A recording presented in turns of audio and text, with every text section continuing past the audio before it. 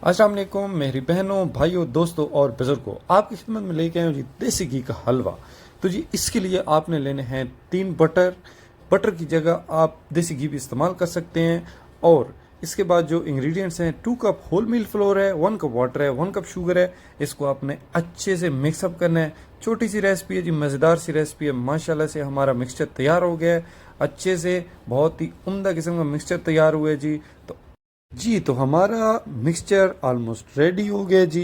इस मिक्सचर को हमने जो बटर मेल्टेड वर्जन है उसमें डाल देना है और इसको अच्छे से हमने पकाना है। टेम्परेचर आपने बिल्कुल कम रखना है ताकि ये जो हमारा घी है वो नीचे न लग जाए। इसको आहिस्ता आहिस्ता से हिलाते रहना है तब तक जब तक ये पक कर तैयार ना हो जाए।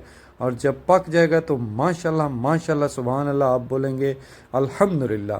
तो जी हमारा तकरीबन हलवा रेडी हो चुका है। थैंक यू सो मच आपकी मोहब्बतों का, आपके प्यार का जी। तो हमारी कोशिश होती है कि छोटी सी छोटी वीडियो बनाएं, आप तक रेसिपी पहुंच जाए। जी हमारा हलवा रेडी हो चुका है। Thank you so much. Allah हाफिज़। फ़ी